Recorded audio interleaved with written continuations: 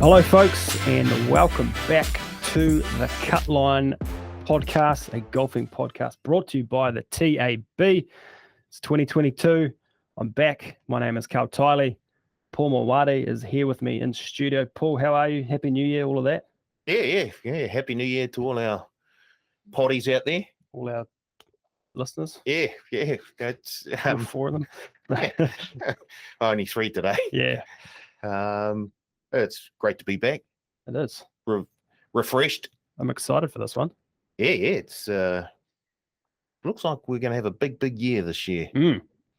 Well, it started off pretty well. First, I should say, no Tom today. He forgot, and he's actually out playing golf. I guess if you're not going to be on the Cutline podcast, you better be playing golf. And that's usually where we are if we're not here. So, true to form, we'll let him wave the pass there. Yep. Go well, Tom. Good luck. And I hope when you're listening to this, where's he playing? He did tell me. Somewhere in Auckland. Forgotten. Yes, it's not Akarana because that's where he normally plays, but he's somewhere else. Surely he's gone out west, Muriwai. Hang on. Let me dig through the archives just quickly. This is riveting stuff in our first one back. Southhead. He's at Southhead. Southhead. Never played there. No idea where it is. No. I'm guessing south. Anyway, good luck, Tom. Big year. Big year for us, 2022. Bit of a mix-up here on the cut line, but we'll get to that shortly. I just want to say, I think we've started off, you say we're in for a big year. I've already started off with a bang. Wasn't official, but I did tip Cam Smith last week. So let's have a look at the. No, it's not on the. No, it's not on the board. It's not on the board. I understand that. Yeah, but I just have to be the alpha first show back and one up you. So how much you have on? Well, hold on a minute. No, I did. I had a cheeky $10 on him. Cheeky tenner. We'll take that. What was he paying? 21s. Very nice. Yep. Did well. Had Ram nipping at his heels. He did very, very well. It was pretty much a match play event, although Matt Jones was trying to become a third wheel, especially with that 12 under 61 final round. Just sensational by Matt Jones. But yeah, in the end, his fellow countryman deserved the win. Yep. I guess Ram, his final round, it started off poorly. He came back, but it looked like Smith just had it under control the whole way. He didn't really look like he was under too much pressure, even though at times Ram joined him at the top of the leaderboard. He just seemed to be playing within himself, very much like his hairstyle. Party at the back, business in front. He was very, very good. Great to see him. And it's great to see. It was a pretty much advanced Australia affair because Cam Smith won.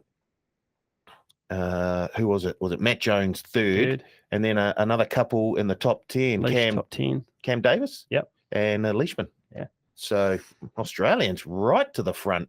Love windy golf early on. Yeah. Well, speaking of what, there was none. Yeah, that's Hence the score. True. Very true. We'll get back to last week shortly. We'll have a quick catch up. Yep. It's been a while. It has been. Have a good break. Very, very good break. Yeah. Yeah. Plenty of sunshine. Plenty of golf. I played a word. Oh, actually, I've got it here on the app. I think I know where you're going, and I think I've written it down. Royal Wellington. Yeah. Paul Malnati. Off the blue tees. Shot the lights out at Royal Wellington. 92? 92 off the blue tees. Woo. I was playing off a 26. Wow. So how many Stablefoods? 42. Oh, yuck. That is sick. I was hitting it pretty cleanly. Nice. So it was a very, very hot day. No wind.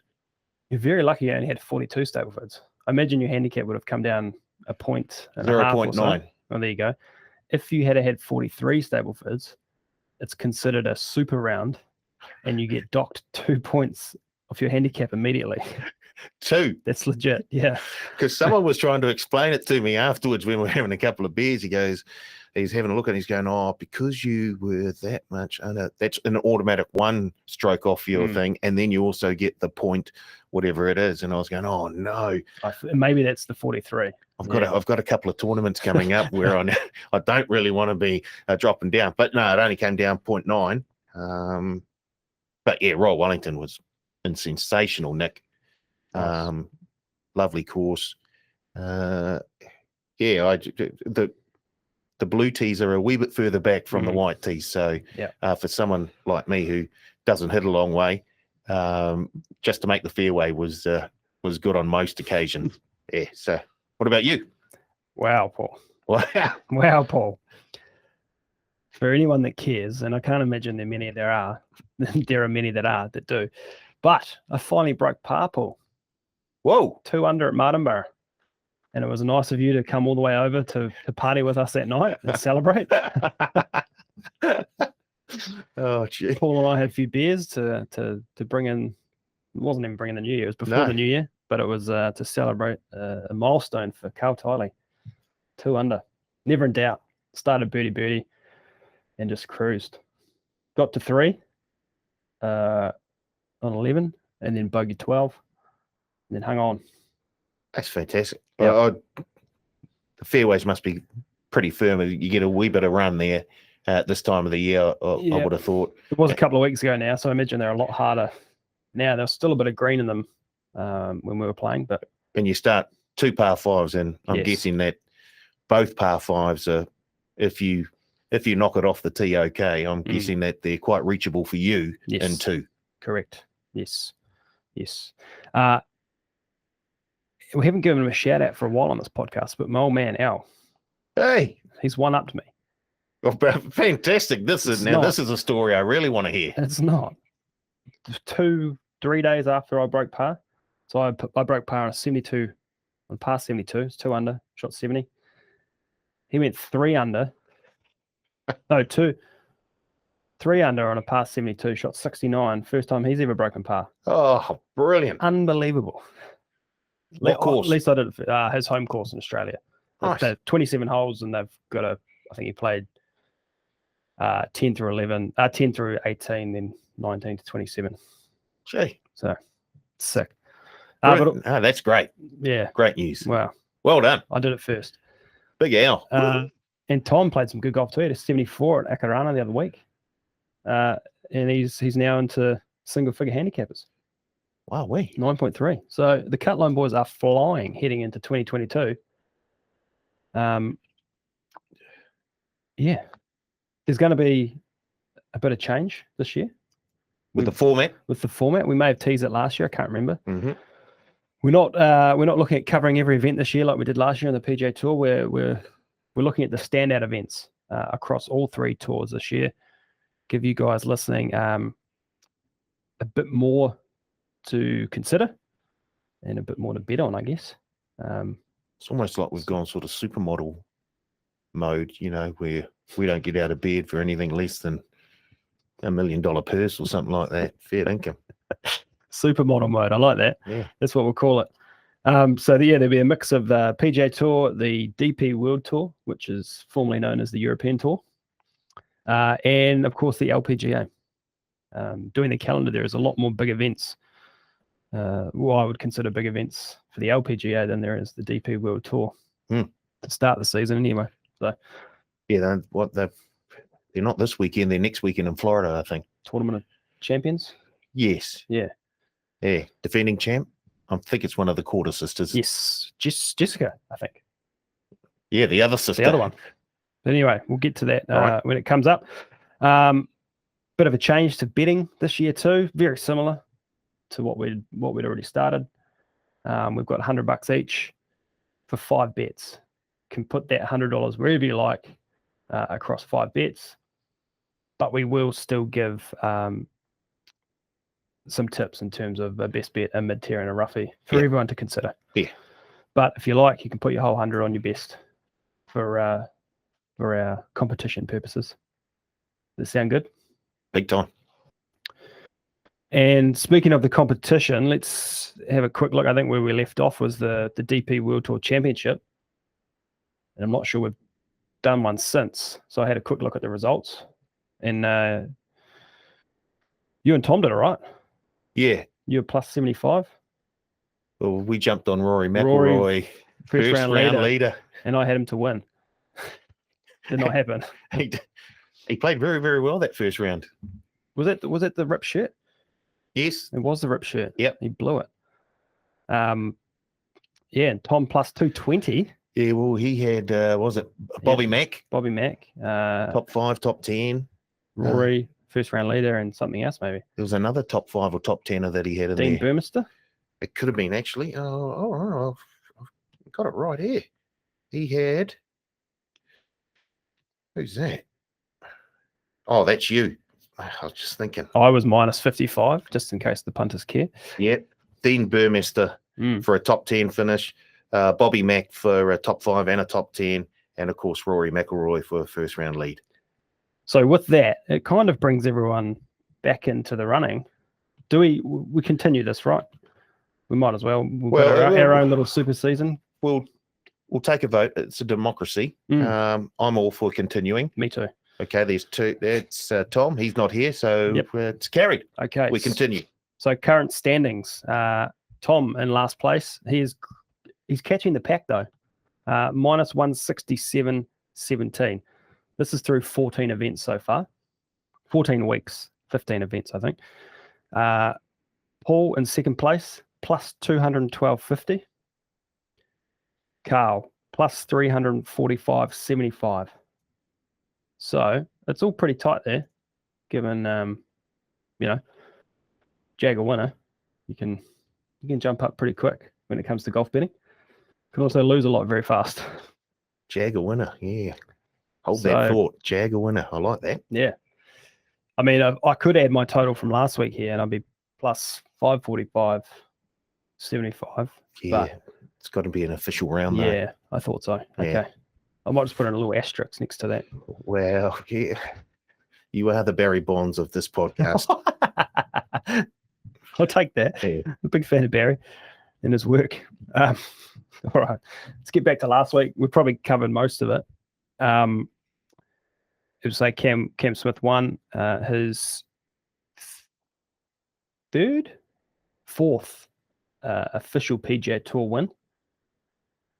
I heard an interesting stat. He's never won a single a stroke play event, a single man. I don't know what you call it, an individual stroke play event on the shores of continental United States. USA. Yeah, because he's won the Zurich twice, which is that funny tournament with your partner Leishman and Jason Day, I think.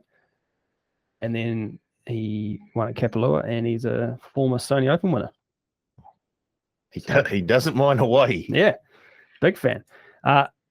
He broke a massive record in the process of winning on the weekend. Paul, do you know what that record was?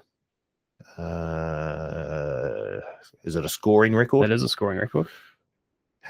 Two other players broke it too, and they didn't win. Most birdies? Lowest total. Oh. In a 4-day 72-hole stroke play event, minus 34. Rahm obviously minus 33. Matt Jones minus 32. All of them broke it. Previous was Ernie Els at minus 31 at the Tournament of Champions. It just goes to show the lack of wind that they had over the 4 days. Yes. I think the worst day was probably the first day, and you couldn't really call it a breeze. It was, they made the most of the conditions that were in front of them. So they did. That's what JT said. If it's soft, the course is slow like it is, they're going to go low. Yeah.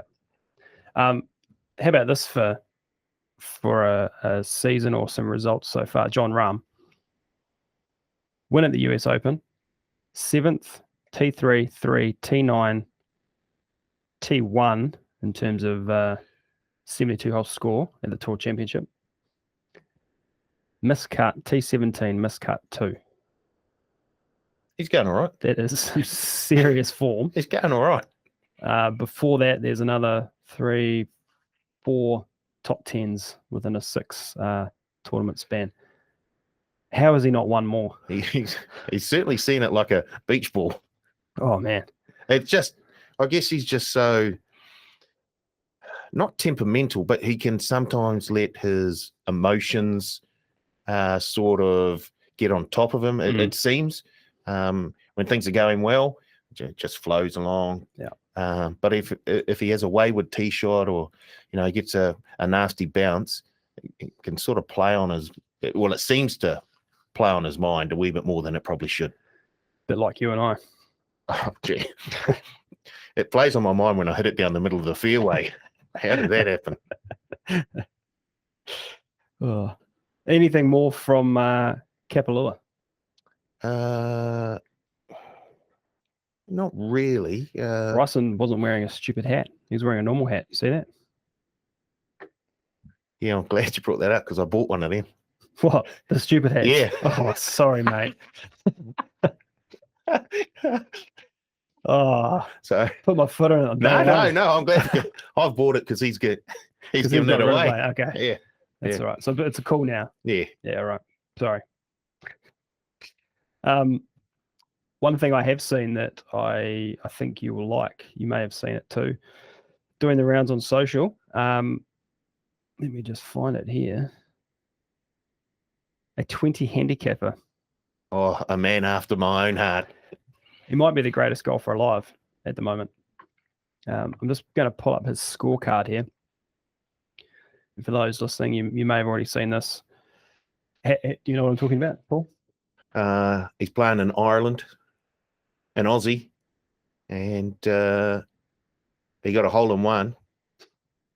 And then he sort of, his scorecard looked very similar to mine, apart from the hole in one and the albatross. Unbelievable. So what are we, past 70 course? He has gone out in 45. So par 35, he's gone out in 45. 10 over, 1, 2, 3, 4, 5 bogeys and a double and a triple. He's playing to his handicap. 2 pars in there. Yep. Par 3s as well. Good effort. Then the back 9, this is where it gets saucy. Par 35 also. He's come in 4 over. He's had 2 triples, a quad, and a double.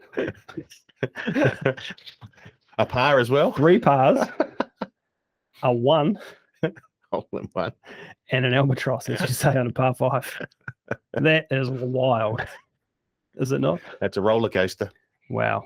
Congratulations to that man. That's brilliant. That's up there with the best score, one of the best scorecards I've ever seen. Tell you what, the bar would have been busy that night. Oh, yeah. What's worth more, you reckon, a hole in one or an albatross? Hole in one. You've had a couple of hole in ones, right? Yes. Would you not be more chuffed with an albatross now than a hole in one?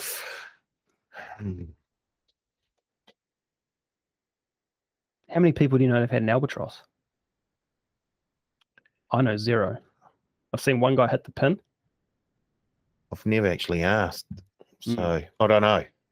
I feel like an albatross is almost more prestigious because generally it's from 200 plus out 150 plus out, a bit more than a par 3 generally. I just love the on the tee, one bang, done. Yeah. Move to the next tee. Yeah.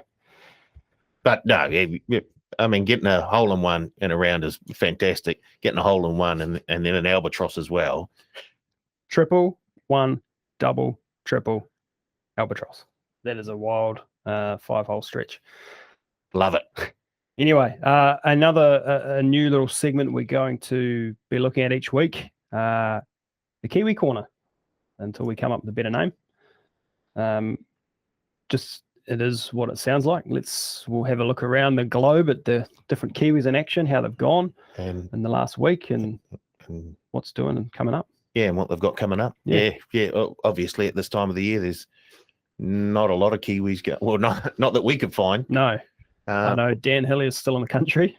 Ryan Fox is just leaving. You mentioned Michael Campbell earlier.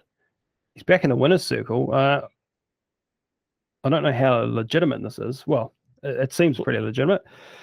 An obscure European Seniors Tour event, different to the Legends Tour. Yeah. The Algarvian Invitational.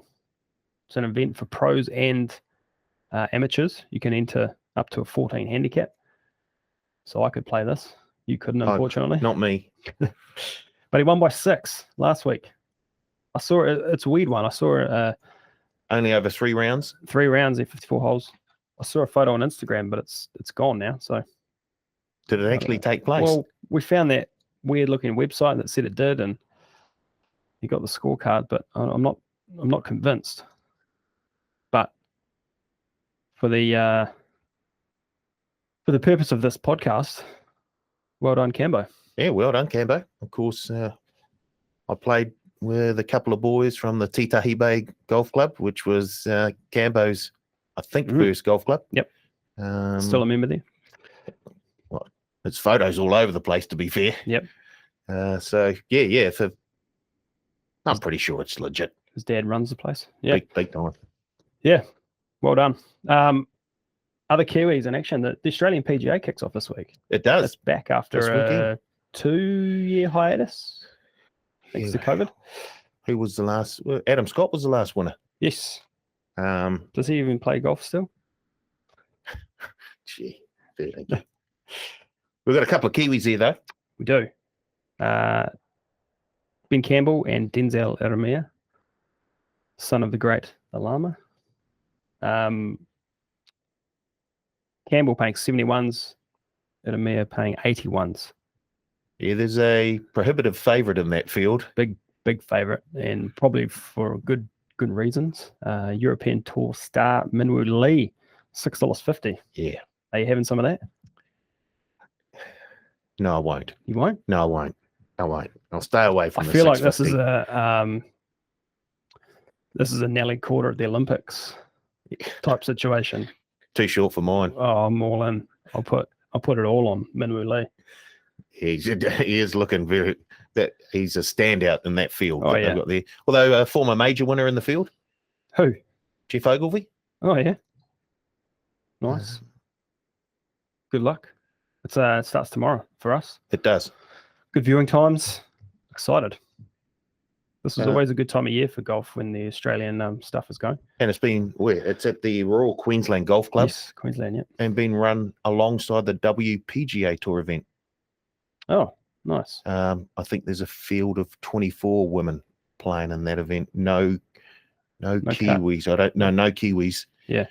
But yeah, it's sort of like that tournament that they played. Where at that sort of looked like a sandbelt course. Oh, they do it at the Vic Open. Yes, year. the Vic Open. That's it. Yeah. And the Scandinavian Invitational. That's right. Henrik and the GOAT. I've forgotten her name. Sorenstam. Annika. Sorry, Annika. I know you're listening. Yeah, good to see. Excited to see him. So excited to watch him golf. Yeah, we should get Annika on the show sometime. We should. We'll try. We'll get our people, talk to her people, and see what we can do. Yeah, no more Kiwis in action this week, as we said. Not that we're aware of, but I'm sure there will be some in the coming weeks to get into. Obviously, Lids will be at the Tournament of Champions, I'm guessing. Yeah, well, was it the Lottie Championship she picked up last season? As I said, Foxy's on his way back to Europe. Hillier will be there soon, so Foxy, he'll be well rested. Danny Lee must be looking to go. Must be looking to get out of the holiday mode soon. So, yeah, we might as well have a look at this week. Get to the betting, right? Do you want to start with giving us a little breakdown of what we're looking for at the Sony Open pool? At the Wailai Country Club. Yes. So we move from Maui to Oahu and the Wailai Country Club. Unlike Kapalua, where there were wide open fairways and you really did need a wee bit of length off the tee, Length off the tee really doesn't count for much here at all at Waialae. You really want the flat stick to be fairly warm. Strokes around the green should come into play now. The greens are a lot smaller than the greens that they've got at Kapalua, so you're probably going to be scrambling a number of times during this tournament. So your ability to get up and down from around the green comes into play big time. And I think your iron play as well, your approach, if you can put yourself in good positions more times than not, then you'll certainly go a long way to be towards the top of the leaderboard. Yeah, agree completely. Other things I'm looking at this week, someone who played last week. 8 of the last 10 winners at the Sony Open have come from the Tournament of Champions. I think Cam Smith, ironically, the last person to win the Sony Open and not come from the Tournament of Champions. Which was a couple of years ago. 2016 maybe.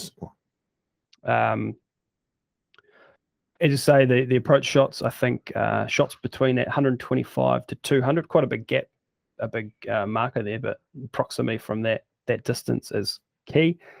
Be quite a lot of long approach shots, as you say, with the tight tee shots in play. A lot of guys probably going away from driver off the tee and just playing it safe. Also looking at form from the Charles Schwab, the Wyndham, and the RBC Heritage, sort of windier courses, tighter, short. Yeah. And I don't know, whenever there's wind that pops up, because it will be windy this week. I don't know about you, but I always sort of tend to look to the Australians. To be fair, they did pretty well with no wind last week. They did, yes, they did. And I'm sure if Tom was here, he would agree, because he always does his research. He knows what he's talking about. So with that, let's start. We'll start with Tom. I've got his tips here. Beautiful. Did I write them down? Oh boy.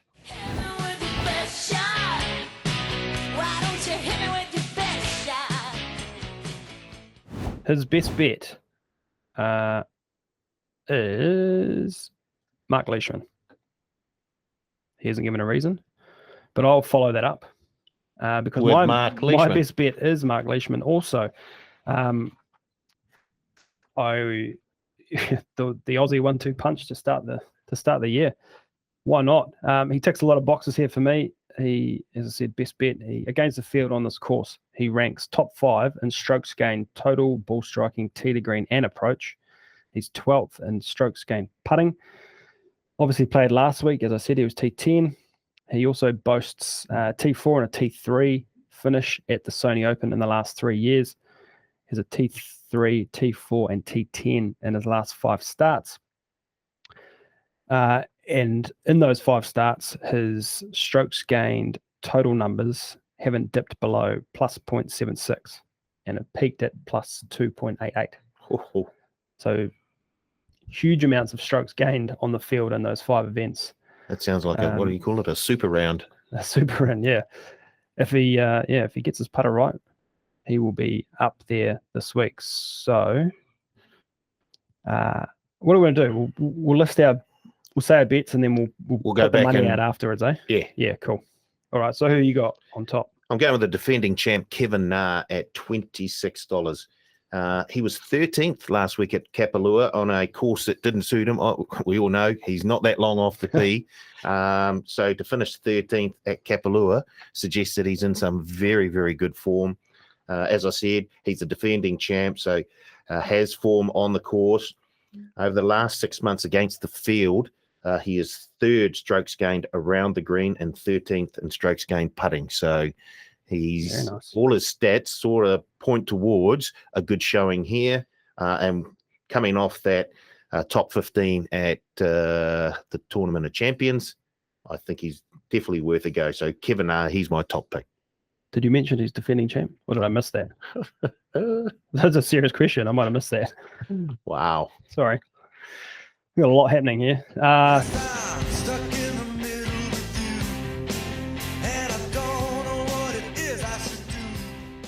Tom's mid-tier pick, Eric Van Rooyen. Didn't come up for me, but good stuff, Tom. I'm going to go with Chris Kirk. He has performed at the Sony Open. He has. He's seemingly boom or bust at the Sony Open, actually. Since 2013, he has 4 top 10s here, including 2 runner-ups, but he's also missed the cut 4 times. So, well, you'll know by the halfway stage. I will, yeah, whether we're in it or not. Against the field at Wailea, he ranks inside the top 4 strokes gained total, ball striking, approach, and tee to green. He's actually first tee to green, so that's a big tick there. His form has been solid enough. He's only missed 1 cut in his last 8 starts, though his best finish has been a T14 at CJ Cup. Over the last 3 months of play, where he's played 4 events, he ranks 23rd in strokes gained putting, 39th around the greens, and 41st in both approach and tee to green. So I think at the price, definitely worth a look, and definitely with the course form and history here. Paul. Righty-ho. I'm going to go with Siwoo Kim at $41. He was 25th at this event last year. He was 23rd last week at Kapalua. We all know he has his struggles with the flat stick, which is not a good sign when you're heading to the Wailea Country Club. But I thought I saw enough last week on Maui to suggest that he may be turning the corner somewhat. Now, was he putting with a 3-wood? And this. Did he do that once when he? Yeah, it was it. He snapped the. It was the Masters. Oh, it was too. Yeah, he played the last 4 holes and finished 1 under or something. He still fucking putted quite well. He's 11th strokes gained around the green over the last 6 months. And if he can just progress from last week, I think the $41 is a wee bit of value. So Siwoo Kim is my mid-tier pick. It's funny we bring up putting every week as you have to be able to putt. The more and more I read into this, I'm becoming convinced that, all of these guys are good putters compared to you and I. And it's just whether or not they hit or miss on the week. On the week. There's I guess there's a little bit of consistency to it, but, a guy like Colin Morikawa who sucks at putting, if he brings us, looking at strokes gain data, which I'm big into at the moment, if he comes from, his minus half a stroke just to even, he's going to jump so many spots each week. Yes. It's because the rest of his game is just so ridiculously good. Yeah. Anyway. That was like Tiger when Tiger was. Oh, yeah. Remember, he was strokes gained putting or something. He was around the 100 mark or something because he was always getting on the green and 2 on par 5. So he was always having the 25 or 30 foot putt, but still making birdie on those holes. Yeah, exactly. Shout out the big cat. We should get him on the show. We should try and get him too. Yeah, after Annika. Yep. Rubes, if you could talk to his people, that'd be great. It looks like a long shot, baby. Tom's long shot or roughie, Harry Higgs. Also another one that didn't come up for me, but it's not to say Go, Tommy. Not to say it's not a good pick. I think Harry's paying about 150s. Mine is actually one of yours, Paul. Everybody's favorite Slovakian. Oh, Rory Sabatini, the silver Olympic medalist. Silver medalist, yeah. How's this for? So in his last completed tournament, he was T3 at the Shriners. After that, he missed the cut at Mayakoba, and he was DQ'd at the RSM Classic. I haven't dug into why, but I can only imagine, and I really hope it's for anger issues. Coming back to Wailea, his course form proves a little better than the reading. He was T21 here last year, 33rd and 32nd the years prior to that, but he has finished as high as second twice, going back a few years now, though. Against the field, at the course, he ranks inside the top 5 in strokes gained, tee to green, ball striking, and approach. He's 11th and 15th, 11th strokes gained total, 15th in putting. So Rory Sabatini, look out.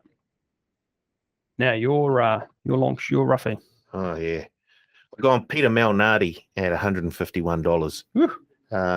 Look, he hasn't been playing very, very well, to be fair, of late. But that's a good start. But he does have a wee bit of form on the course.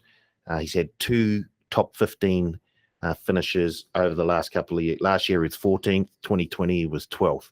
So the course seems to be suited to his style. So if he can just find a wee bit of form that he had towards the beginning of last season, then we may slot in there somewhere. So Peter Malnati for a long shot, 151. Oozing confidence, Paul Moate. I'll lay it out there.